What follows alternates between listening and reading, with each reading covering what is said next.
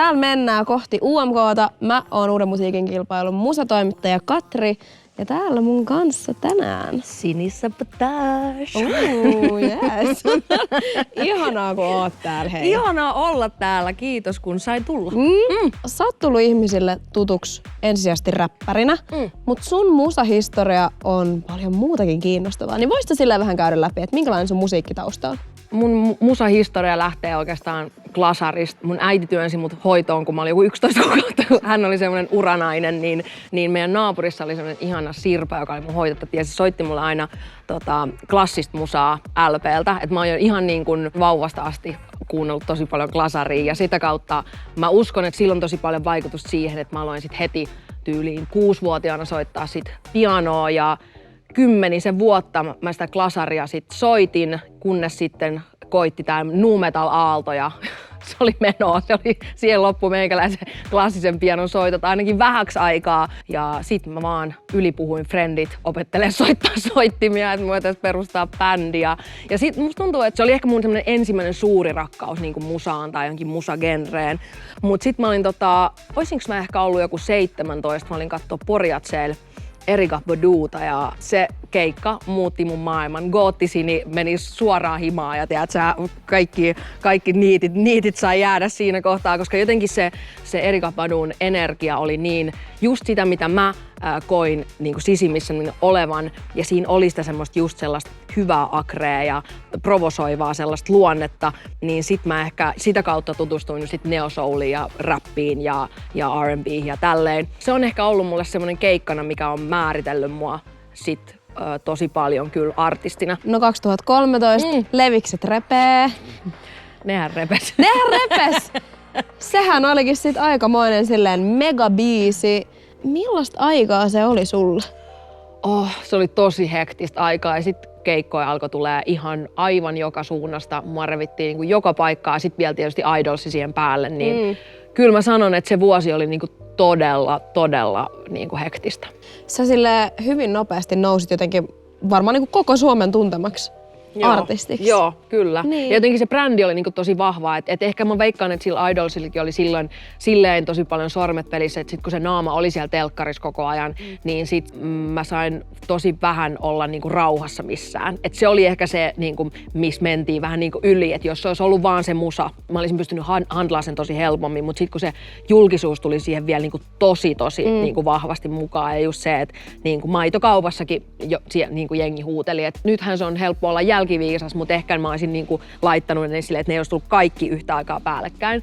Mutta toisaalta mä oon ehkä tyyppinä myös semmonen, että mä haluun, että asiat tulee tolleen niinku rekkalavalla niskaa ennemmin kuin silleen pikkuhiljaa. No miten toi kaikki vaikutti suhun? Se koko haipakka silloin? Kyllä se vaikutti myös paljon silleen negatiivisesti, että jotenkin mä koin, että se julkisuus varsinkin, mun oli tosi vaikea aluksi ymmärtää sitä ja jotenkin elää sen kanssa.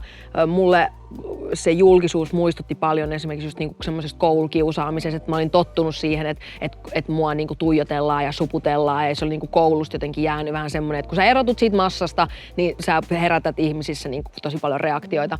Niin kyllä se oli mulle mindfuck, kyllä se sekoitti mun pään tosi paljon ja sitten totta kai kun mä niin kun painoin koko ajan keikkaa ja sit mä tein vielä mun sitä levyä, koska sitä ei ollut tietenkään tehty, koska me ei ajateltu, että siinä käy niin kyllä mä väsähdin tosi pahasti. Et mä muistan silloin, kun just Idols loppui niin just ennen joulua ja sit mun levy oli tullut niin joulukuun alussa, niin mä vaan niin itkin. Mä olin niin väsynyt, että mä vaan siis aamusta iltaan vaan itkin. Mut siis en niinkään ehkä sellaista niin pahaa oloa, vaan siis vaan ihan puhdasta väsymystä.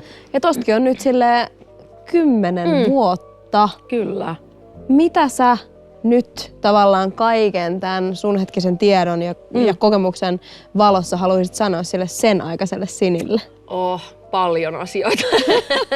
Ehkä se, että niinku usko ittees ja se, että jos ihmiset ei ymmärrä sua siinä hetkessä, niin se ei tarkoita, että ne ei tule ymmärtää sua ikinä. Plus jotenkin ihmiset myös ajatteli, että koska mä niinku räppään ja mä oon mimmi, niin mun tarvii olla tosi niinku sellainen kovis ja kova ja jotenkin. Ja sit kun mä oon superherkkä ihminen ja mä oon super semmonen, niin kun mä tykkään nauraa paljon ja näin, niin sit jengi ei pystynyt ymmärtämään, että ne kaikki puolet voi olla musta niinku yhtä aikaa. Sähän piilotat sille useasti just sitä jännitystä ja tälleen, ja sä laitat tietyn roolin päälle, kun sä menet sinne lavalle. Niin ihmiset sai musta siihen aikaan niinku tosi väärän käsityksen. Mutta sitten esimerkiksi kun mä tein just vaikka Iholla-ohjelman sit 2017, niin siis se viestien määrä, mitä mä sain, että sä et ookaan kusipää, sä ootkin tosi ihana tyyppi, niin niitä tuli niinku, mikä on tavallaan niinku, mä toivoisin, että ihmiset ehkä niin vaikka tälleen jatkossa, niin ei välttämättä tarvitse sanoa sitä, että mä luulin, että sä oot ihan kusipää. Että sä voit tulla sanoa, että vitsi, sä oot ihana tyyppi. Nimenomaan, että se on vähän silleen backhanded compliment. Just nimenomaan, mutta mä ymmärrän sen pointin, että sä haluut tulla sanoa, että anteeksi, mä oon ymmärtänyt sut ihan väärin. Mutta se oli jännä huomata silloin, koska mä olin ehkä itekin sit jo vähän väsynyt siihen niinku showhun, niin mä olin itekin ajatellut, että kai mä sit vaan oon tämmönen niinku kylmä kusipää, että ei kai tässä mitään. Ja sit kun ne kaikki viestit, mitä tuli siis lukematon määrä, niin se oli tosi korjaava kokemus. Että vaikka mua ei ehkä ymmärretty silloin, niin nyt mua ymmärretään. No miten sä voit tällä hetkellä tässä päivässä? Mä voin tällä hetkellä tosi hyvin. Mun on tosi hyvä olla ton biisin kaa. Mä otan tosi innolla, että mä pääsen kokee jotain, mitä mä en ole ikinä vielä kokenut. Koronakeväänä mullakin viimeisin levy tuli ja just kaikki provinssit ja ruissit ja kaikki myyty, mitä mulle ei ollut esimerkiksi silloin, kun levikset tuli, niin se oli aika kova pala, että sitten ne kaikki vedetäänkin sulta pois ja jotenkin mä olin silleen, että kyllä nämä musahommat on nyt niinku tässä, että eihän tässä ole niinku mitään järkeä. Ja sitten sattui tulee se Olen julkis päästäkään minut pois ja mä olin just ollut niinku joku 1,5 vuotta tuijottanut koronaseinää ja sitten mulle soitaa silleen, lähdetkö 6 viikoksi viidakkoon? Mä silleen, count me in, silleen. Niin sielläkin jotenkin, että sitten kun siellä oli niin paljon sitä aikaa, niin sielläkin mä paljon pohdin just sitä, että onko mun musaura niinku tässä ja sitten kun siellä jotenkin, kun sä sanoit sen ääneen, niin sitten jotenkin taas esimerkiksi just Ville sattui katsomaan sen jakson, missä mä puhuin tästä aiheesta ja sitten se soitti mulle heti, että lähdet kesällä meidän kanssa itse asiassa keikoille. Niin musta tuntuu, että se teki mulle tosi hyvää niin kuin oikeasti päästää irti siitä ajatuksesta, että mä en välttämättä ehkä olekaan enää artisti, koska silloin nyt mä ensinnäkin osaan arvostaa asioita ihan eri tavalla ja sitten mä myös koen, että mä en ehkä purista niin kuin mailaa enää niin lujaa kuin ehkä silloin, kun mä olin silloin, niin kuin, että mä oon koko elämäni niin kuin tiedätkö. Nyt on vaan silleen, että itse asiassa mä pärjäsin ihan hyvin ilmankin ja nyt tää on tosi kivaa ja mä koen, että mä oon jollain tavalla valmistautunut tähän UMK:hon paljon pidempään kuin mitä mä oon tiennyt, että mä oon valmistautunut. No UMK:sta puheen ollen, mitä sä kelaat, että minkälaisen uuden jotenkin sivun sä toivot, että UMK ja Kuori mua biisi avaa Sini Sabotagin tarinassa? No mä toivon, että se niinku ihan avaa ihan uuden kirjan mulle jotenkin, että mä haluan, että tää on mulle semmoinen niinku kaikilla tavoin niinku semmoinen fresh start. Toi biisi, siinä kulminoituu niin monella tavalla tää koko mun matka. Niin mä toivon, että tää uusi sivu tai kirja on mulle semmoinen juhla siitä, mitä mä oon saanut aikaiseksi tämän 10 vuoden niin kuin aikana. Hei, kiitos ihan super paljon, Sini. Kiitos. Tämä oli ilo. Palataan hei UMK-finaalissa lauantaina 10. helmikuuta Tampereen Nokia Areenalla.